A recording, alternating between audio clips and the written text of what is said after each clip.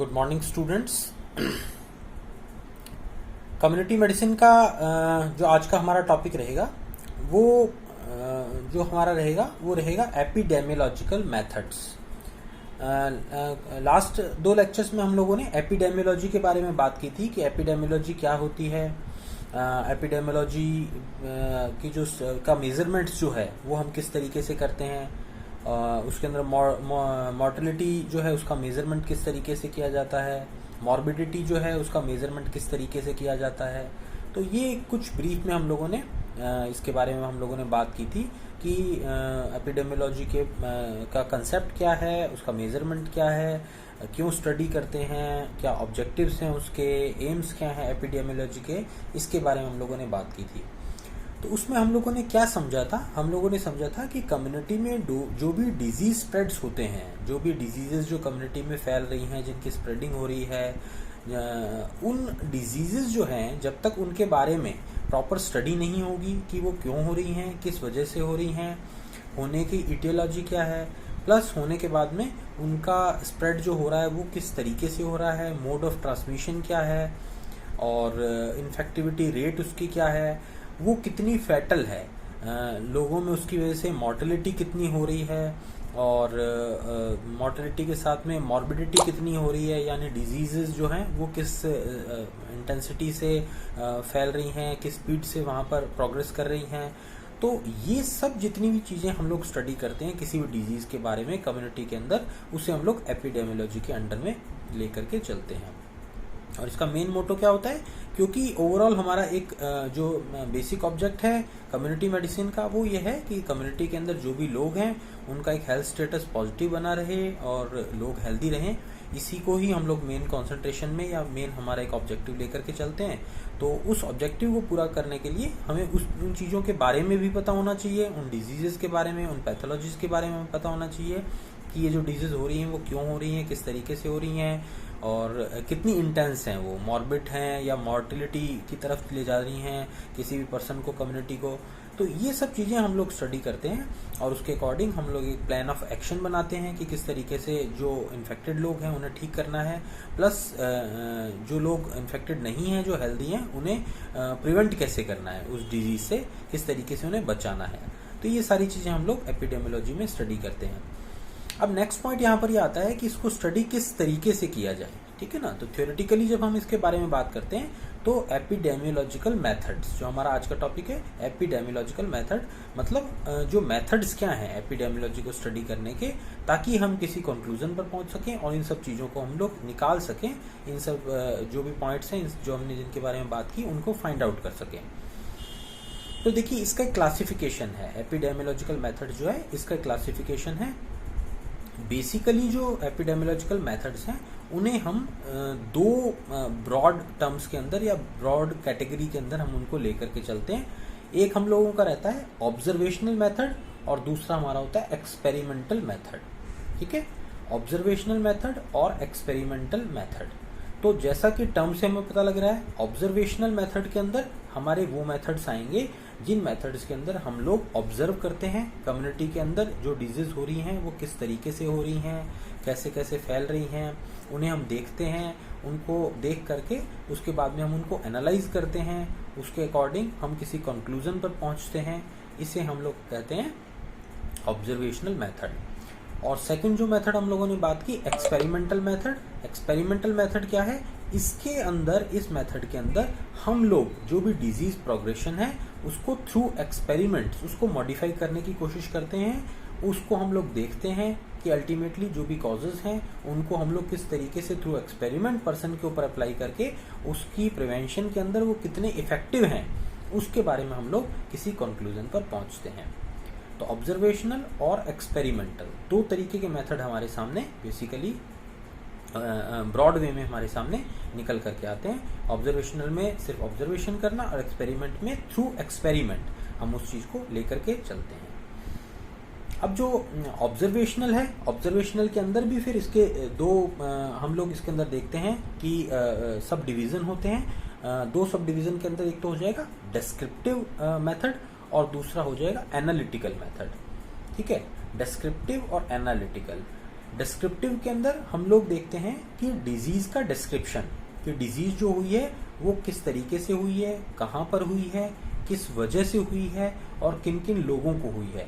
इसका एक जो स्टडी डाटाबेस हमारे सामने बनता है, वो डाटाबेस का जो कलेक्शन है वो हम लोगों के सामने जो आता है उसे हम लोग लेके चलते हैं डिस्क्रिप्टिव मेथड के अंडर में। दूसरा हम लोगों ने जैसे बात की डिस्क्रिप्टिव के बाद में एनालिटिकल। तो एनालिटिकल जो है वो हमारे पास में इससे सेकंड स्टेप हम इसको कह सकते हैं एक तरीके से। ऑब्जर्वेशनल के अंदर जो सेकंड मेथड है यहाँ पर एनालिटिकल, उसके अंदर जो हम जो ऑब्जर्व कर रहे हैं उसी का ही एनालिसिस हमारे सामने फिर एक निकल करके आता है। हम उसको एनालाइज करते हैं, जो भी डाटा हम लोगों ने देखा, हम लोगों ने ऑब्जर्व किया, उस ऑब्जर्वेशन को फिर हम लोग एनालाइज करते हैं कि उसके अंदर किस किस तरीके से जो डिजीज हो रही हैं वो किस वजह से हो रही हैं, कम्युनिटी में किस लेवल तक जा रही हैं। तो इन सब चीज़ों को जब हम स्टडी करते हैं और उनको एनालाइज करते हैं हम उनको, तो हम उस मेथड को कहते हैं एनालिटिकल मेथड। अब जो एनालिटिकल मेथड है इसके अंदर भी, एनालिटिकल मेथड के अंदर भी हमारे सामने चार इसके फिर जो फर्दर कैटेगरीज होती हैं या इसके फिर फर्दर सब डिविजन्स होते हैं जिनके अंडर में हम इनको लेकर के चलते हैं। तो वो चार कौन कौन से होते हैं? Ecological, cross sectional, case control and cohort studies. तो इस तरीके से चार जो हैं वो हमारे सामने एनालिटिकल मेथड के फिर फर्दर सब डिवीजन होते हैं।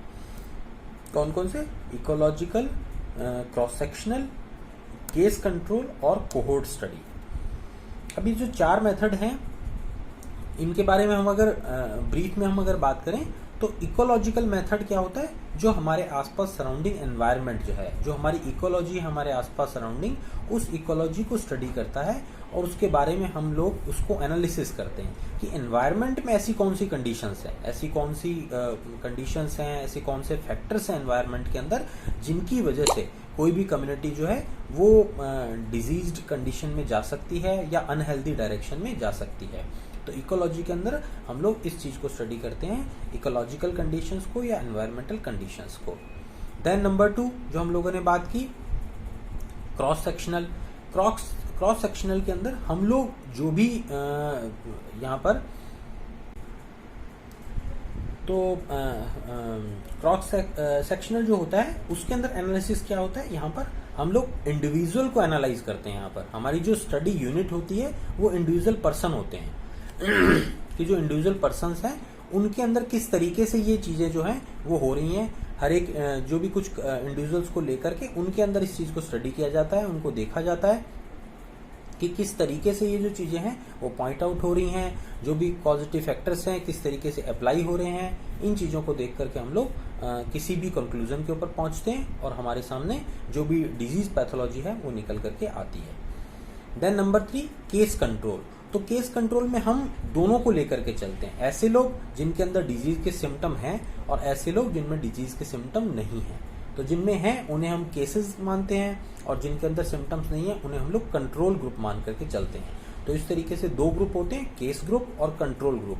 जिनमें डिजीज में सिम्टम्स हैं वो केस ग्रुप हो गया और जिनमें डिजीज के सिम्टम्स नहीं है वो कंट्रोल ग्रुप हो गया। और दोनों का एनालिसिस होता है कि उन दोनों के अंदर सिम्टम्स के अंदर क्या डिफरेंसेस हैं, वो जो डिफरेंसेस हैं वो उनके अंदर जो हैं उनमें क्या इंडिविजुअल जो फैक्टर्स थे जिनकी वजह से जो लोग हैं वो पॉजिटिव हो गए हैं या केस कंट्रोल में आ गए हैं।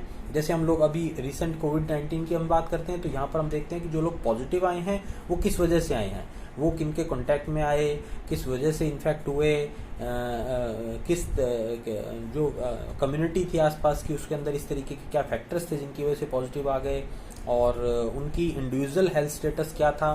तो इस तरीके से ये केस ग्रुप है।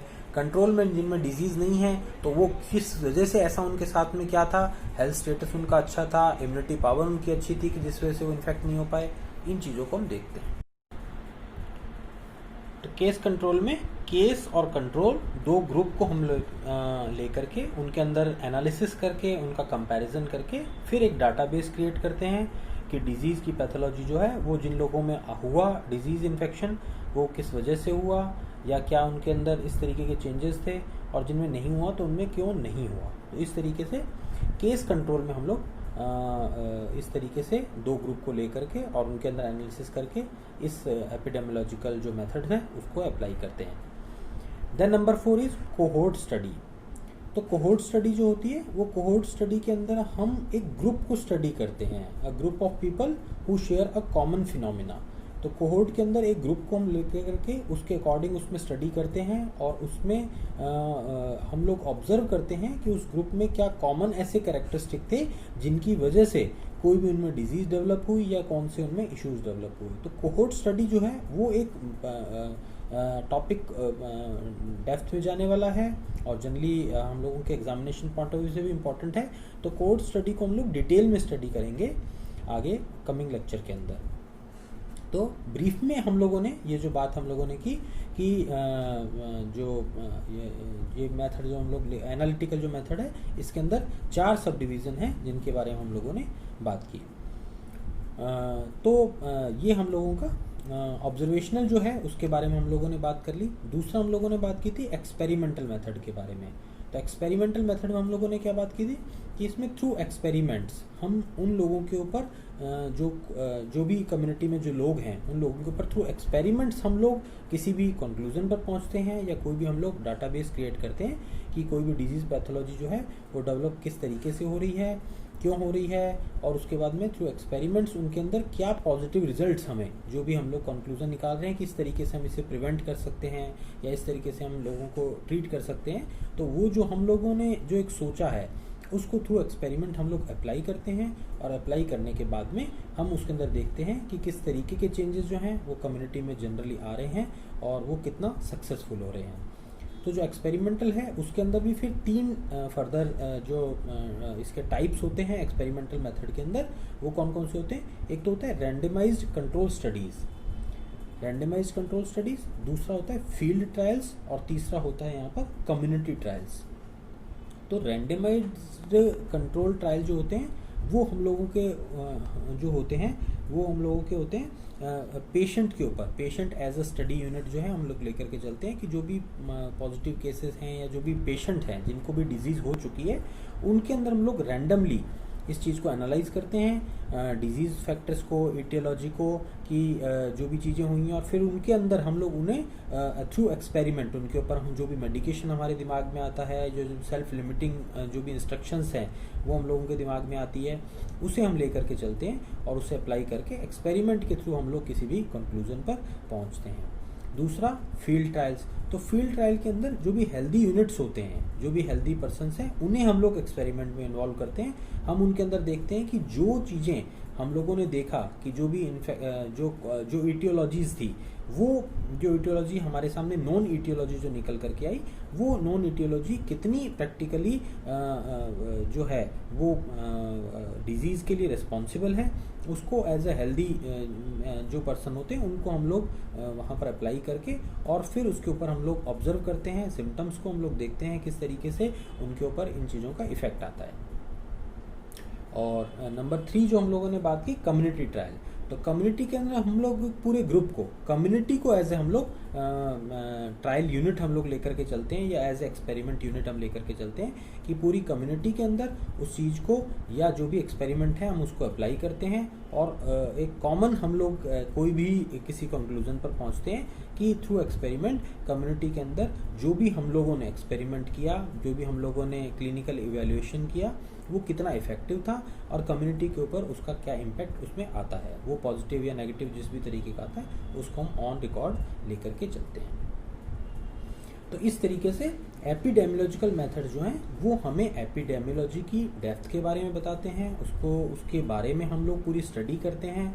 कोई भी डिजीज़ जो कम्युनिटी के अंदर है वो किस वजह से हो रही है, क्यों हो रही है, किस तरीके से हो रही है, उसकी सारी की सारी हम लोग स्टडी करके, उसको हम लोग एनालाइज करके, उसको हम लोग वॉच करके, उसको हम लोग ऑब्जर्व करके, उसको हम लोग थ्रू एक्सपेरिमेंट्स, इस तरीके से अलग अलग तरीके के जो हम लोगों ने आज बात की उन मेथड्स के थ्रू हम लोग उन सब चीज़ों को अप्लाई करके देखते हैं और उसके अकॉर्डिंग किसी भी डिजीज़ की पूरी समरी हम निकालते हैं कि डिजीज़ क्यों हो रही है, किस वजह से हो रही है, और होने के बाद में किस तरीके से उसे हम लोग ठीक कर सकते हैं या किस तरीके से हम लोग लोगों को इन्फेक्ट होने के से बचा सकते हैं या डिजीज़ का प्रिवेंशन किस तरीके से करते हैं। तो ये ब्रॉडली हम लोगों ने आज जो बात की वो एपिडेमियोलॉजिकल मेथड्स के बारे में की कि किस तरीके से ये चीज़ें होती हैं। नेक्स्ट लेक्चर में फिर हम लोग इसी एपिडेमियोलॉजी में जो हम लोगों ने बात की भी,